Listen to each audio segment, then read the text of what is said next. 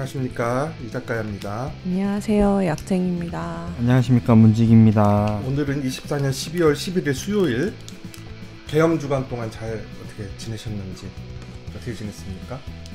이게 계속 뉴스를 봐야 되는 상황들이 이어지니까 막 일에 집중을 좀 못한 일주일이었습니다. 뉴스를 언제 봐요? 엄청 바쁘잖아. 바깥에서 계속 있어야 돼서.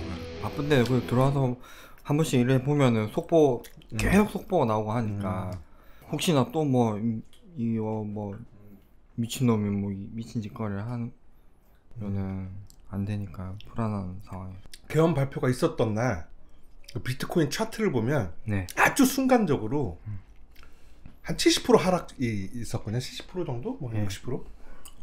와, 그걸 예상하고 계엄령 나오자마자 이걸 업비트에 들어가는데 로그인이 안 되는 거야. 와, 사람들 생각하는 거랑 똑같지. 봐요. 이제 계엄되고 이러면은 거래소에서 그거 못 빼고 다 날라가는 겁니다. 계좌 동결되고 하면. 그러니까 저처럼 비트코인 안 샀어야지. 잃어버리고 안 사고. 장롱에다가 현찰로 이렇게 쌓아놨어요. 아니요, 없어요. 네.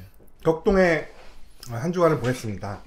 학생인 집도 영등포 살면서 왜 안 나왔어요? 토요일날? 아니, 동탄에 갔다 왔고. 그러면 그냥 밤에는 가셨어요, 혹시? 아니요?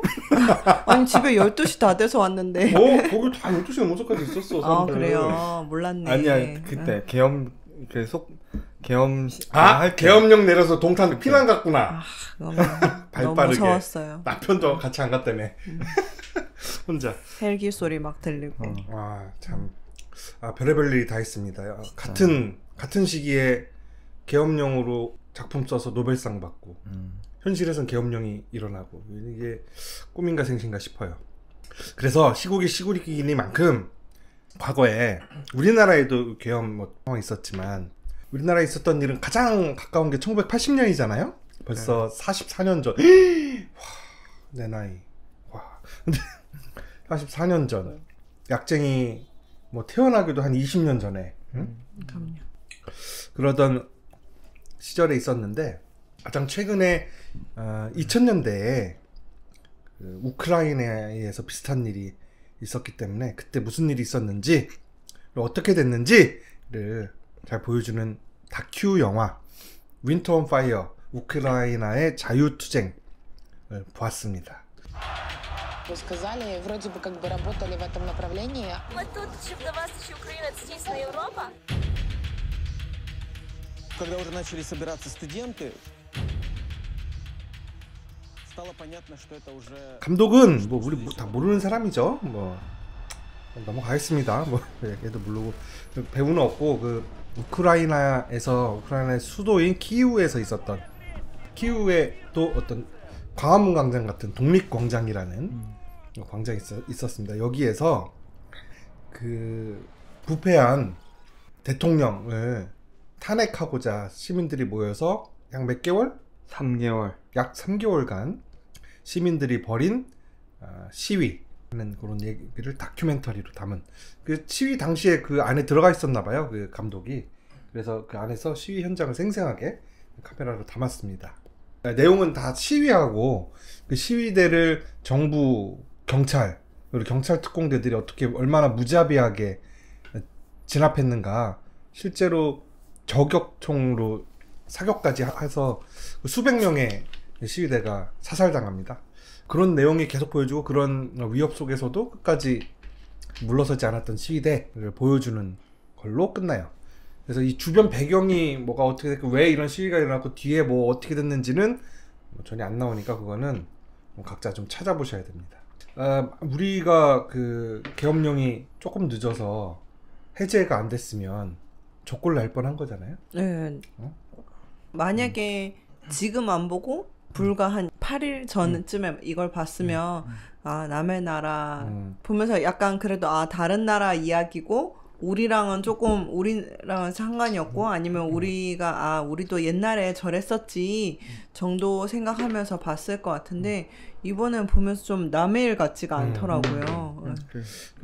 이거 옛날에 광주를 다룬 다큐멘터리나 영화 같은 걸 이렇게 봐도, 와, 이렇게 저럴 수가 있나 하면서 보긴 하지만 남일 같지 않다는 생각은 그렇게 피부에 가깝게 오진 않잖아요. 그렇죠. 너무 옛날 네. 일이라. 네. 근데 이거는 최근 일이고 지금 우리가 또 이렇게 될 뻔한 상황에 놓여 있다 보니까 정말 남일 같지가 않아요. 저 안에서 벌어지는 일들이 아주 생생했다. 네. 그래서 이 영화에 대한 그 평가는 전반적으로 굉장히 좀 좋은 평가를 받고 있습니다. 국제적으로. 장점으로는 그 시위 현장의 그 당시 상황을 굉장히 생생하게, 왜 그 안에 들어가서 찍은 거니까 굉장히 생생하게 잘 보여줬다. 그리고 시민들의 어떤 항쟁 의지 같은 것이 잘 표현됐다. 뭐 이런 얘기가 있고, 반대쪽으로 좀 부정적인 평가로는 그 너무 한쪽 시각에 치우친 다큐멘터리다. 예를 들어서 시위대들 사이에서는 극우 세력도 들어있었대요. 네오나치 같은. 그러면서 초창기 이 시위의 조직화 같은 거를 그 극우 세력이나 네오나치들이 많이 기여를 했다는 거예요. 조직화에. 근데 그런 부분에 대한 이야기는 전혀 안 나오잖아요. 완전히 배제돼 있잖아요. 완전히 평화 시위. 뭐 네오나치도 평화 시위는 할 수 있겠지만은 어쨌든 그 정치 성향 같은 거는 없고 그냥 오로지 그 부패 척결과 그 평화를 바라는 시민들만 모인, 자발적으로 모인 것 같은, 좀 그렇게 보여줬다. 그래서 좀 약간의 왜곡이다라고 평가는 것도 있습니다. 뭐 그런 정도고. 저도 어젯밤에 어제 설거지 하면서 네. 빨래 개면서 네, 그렇죠. 봤는데 아 진짜 약장이님 말씀하신 대로 남일 같지가 않았고, 특히 저 막 두드려 패고 하는 거 보기가 참 힘들었습니다. 고무탄은 얼마나 아플까. 고무탄 진짜 갈비뼈가 부러진다는데. 네, 그런 것도 예산 일이 아니구나 지금 우리나라가, 뭐 이런 생각도 들고 하여튼 좀 심란한 마음으로 봤습니다. 여기에 보면은 그 시위대들이 이제 경찰이 너무나도 강경 진압을 하니까 네. 부상자들이 속출하잖아요. 진짜 그 두드려 패는 장면들 보면은 네, 와, 무시무시하더라고.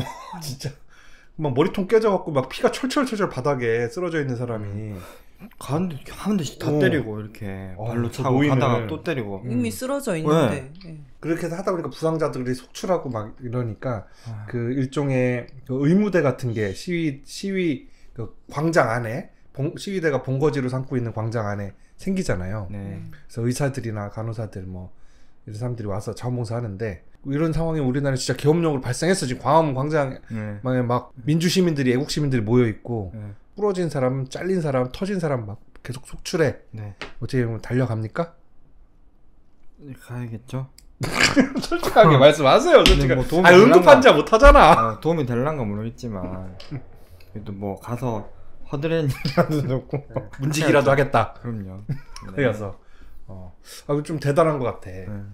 그 앞에서 그 머리통 깨지면서 나가 있는 사람들도 대단하지만 저 전국에서 그 수많은 사람들이 생업을 뒤로 하고 거기 와서 있다는 게 진짜 대단한 것 같습니다. 약쟁이는 어찌 이런 일이 벌어지면 달려가겠죠? 달려와서 제가 뭘 해야 사람들 체력 무거운 거 훈련, 들어주고 무거운 거. 그 바리케이트 쌓고 막 하는데. 그렇죠. 잘하시는 그럼요.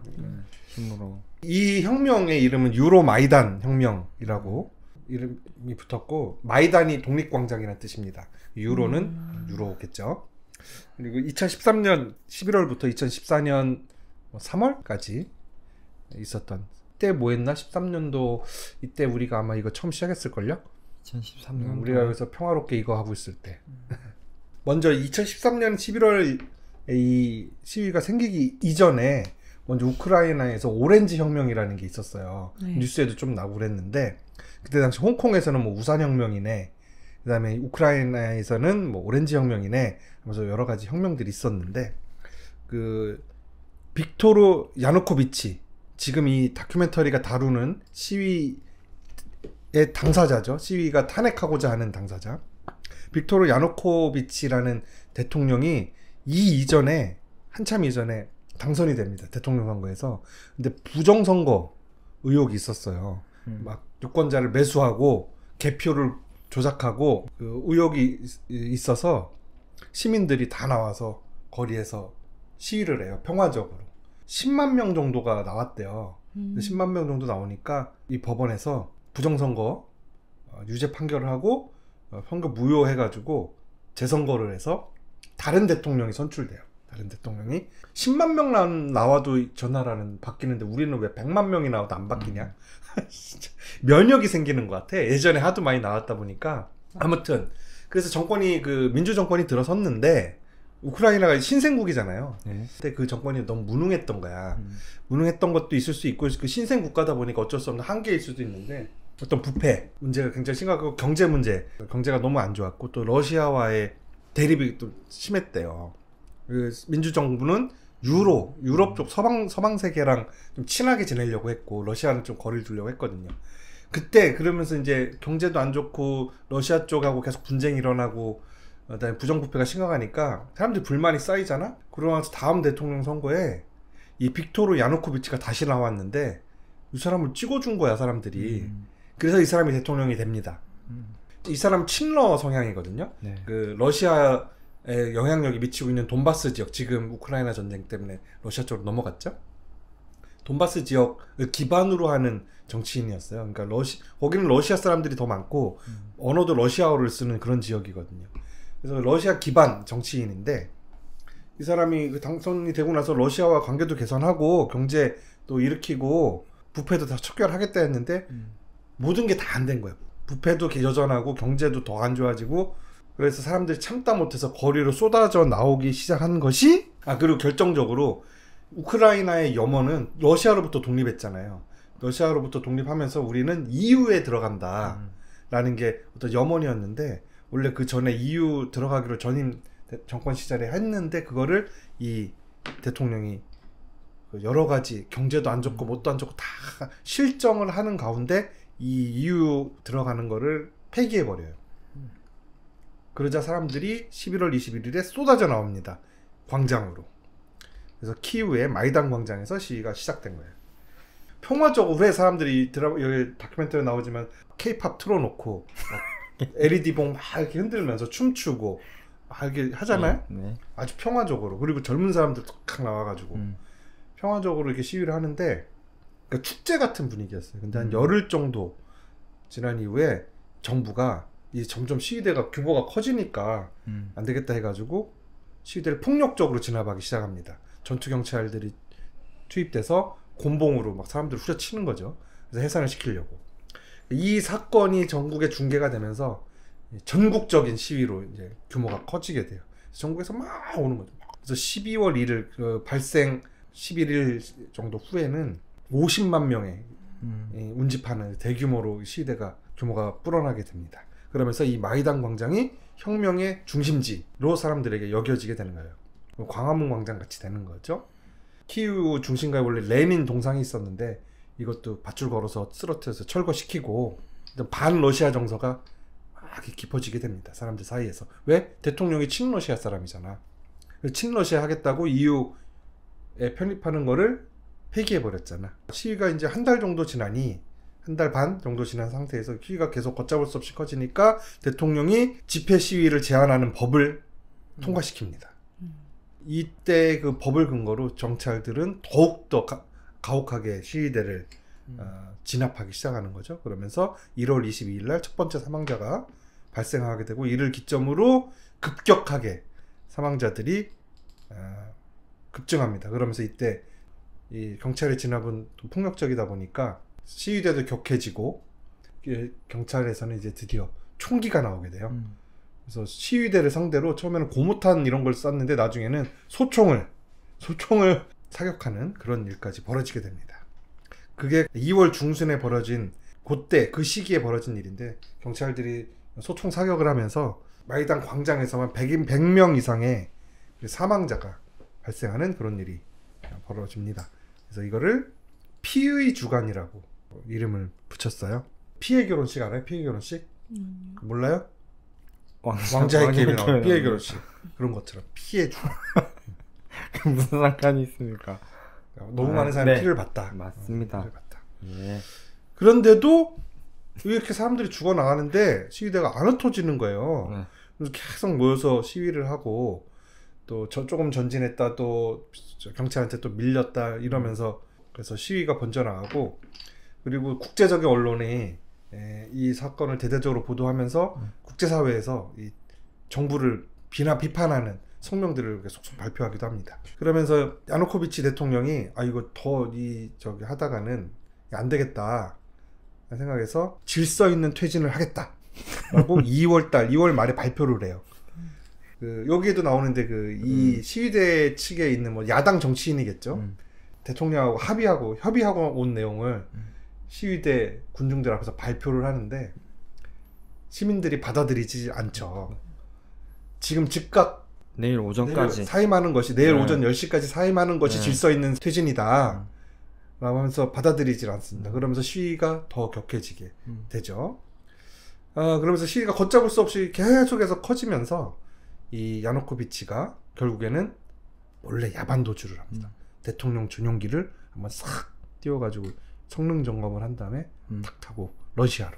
좀 소름 끼치지 않았어요? 어제 낮에 대통령 전용기 시험 운항하셨잖아요. 점검차. 근데 너무 겹치는 거예요. 근데 저 비행기 타고 탈출했는지는 몰라요. 기차 타고 갔겠지. 헬기 타고 갔으려나? 가까우니까. 러시아 멀지? 모르겠네. 아무튼 그렇습니다. 시위대가 승리한 거죠. 2월 22일. 그래서 친서방 성향의 과도 정부가 수립됩니다. 과도 정부가 이제 다시 대통령 선거를 치르고 정식 정부가 들어올 때까지 임시 정부 역할을 하는 거죠. 그걸로 인해서 유로 마이단 혁명은 완수되었다라고 이제 세계 역사에 기록이 되게 됩니다. 그까지의 내용이에요. 그까지의 내용. 그런데 그 이후에 야누코비치는 여전히 러시아에서 살고 있고 자기는 잘못이 없다. 시위대에 섞여 있었던 그 불순분자들이 내란을 목적으로 일으킨 시위다라는 주장을 계속 하고 있습니다. 푸틴은 이제 망명하는 이 야누코비치를 흔쾌히 받아주었고요. 자기네 쪽 사람이니까. 이 이후에 대통령 선거가 3번 정도 있었는데 2번인가 3번 있었는데 그 이후에 선출된 그 민주정부들이 여전히 계속 무능해요. 부패와 경제 문제를 해결 못하는 거예요. 그리고 이 임시정부, 과도기 정부 때 권력이 흩어져 있잖아요. 권력 공백기가 생겼잖아요. 그때 러시아가 치고 들어와서 크림반도를 병합해버립니다. 그때. 그러니까 혁명의 결과로 새 그 민주정부를 얻긴 얻었는데 민주정부가 들어오기까지의 그 짧은 공백기에 영토를 잃은 거예요. 이때 이제 그 친러시아 성향의 그 우크라이나 사람들은 이거 봐라, 괜히 우리 대통령 내쫓아서 영토를 잃었다, 이 빨갱이들 때문에 라고 하는 사람들이 이제 나타나게 되고, 그리고 이제 크림반도 영토 잃었지, 그 다음에 들어온 민주정부들이 부패와 경제 문제를 해결하지 못해. 여전히 아무래도 신생국가에서 그런 걸 일거에 어떻게 한다는 게 쉽지 않겠죠. 내용을 겪어야 될 텐데 그럴 시간이 좀, 인내심이라든지 이런 게 없었던 것 같아요. 그러면서 2번, 3번 정도 그런 정부를 겪고 나니까 사람들이 지친 거예요, 시민들이. 네. 그러면서 누가 등장하냐면 젤렌스키가 등장합니다. 코미디언 출신이고 방송으로 자기가 하던 그 꽁트 드라마가 있었는데 그 학교 교사 출신인데 교사가 우연히 어떤 계기에 의해서 대통령이 된다. 평범한 교사가. 그런 내용의 드라마를 했었는데 그 드라마의 제목이 국민의 종이었어요. 근데 이 젤렌스키가 그 캐릭터를 거기서만 쓰는 게 아니라 바깥에도 끌고 나와서 인터뷰 같은 거 할 때 그 캐릭터에 빙의해서 계속 정부 비판을 했어요. 이런 건 이렇고 저런 건 잘못하고 있고, 정치인들 다 이것들은 지들 입속 차리기만 바빠하고 이러면서 정치 혐오를 계속 불러일으키고 이러면서 인기가 막 높아질 거 아니에요? 막 속 시원한 말 해주니까 사이다! 와, 사이다다! 막 인기 높아지는 거야. 그러니까 그래! 당을 하나 만들자. 자기가 출연했던 드라마 이름과 똑같은 국민의 종이라는 당을 만들어서 실제 출마합니다. 근데 그게 당선이 돼버린 거예요. 젤렌스키가 얼마나 부정부패에 대해서 비판을 많이 했겠어요? 연예인 시절에.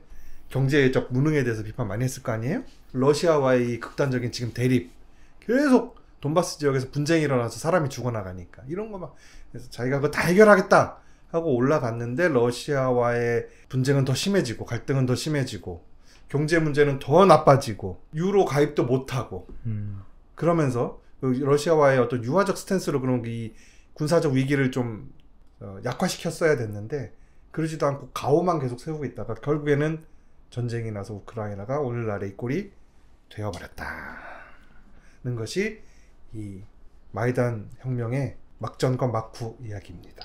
우리에게 시사하는 바가 큽니다. 만약에 윤석열이가 내려오면, 탄핵되면 누구를 뽑아야 될 것인가, 대통령으로. 그 이후 지금 혁명에는 누구나도 다 관심 있고 지금 열받으니까 다 광장에 나오지만, 윤석열이 퇴진하는 순간 우리의 관심이 식으면 나 같은 사람이 대통령이 될 수도 있어. 김정은 스타일로. 될 수도 있단 말이야. 왜? 말만 시원하게 하면 아유! 그러면서 그게 될 수도 있는 겁니다. 그래서 그 이후까지 관심을 기울이지 않았을 때 어떻게 이 아름다운 혁명의 역사가 어떤 비극적인 상황을 야기하는가 우리가 좀 알 수가 있는 그런 거 아니겠습니까? 그래서 이 자리에서 누굴 뽑아야 되는지에 대해서 한마디씩 하고 사상 검증 하겠습니다. 좋죠.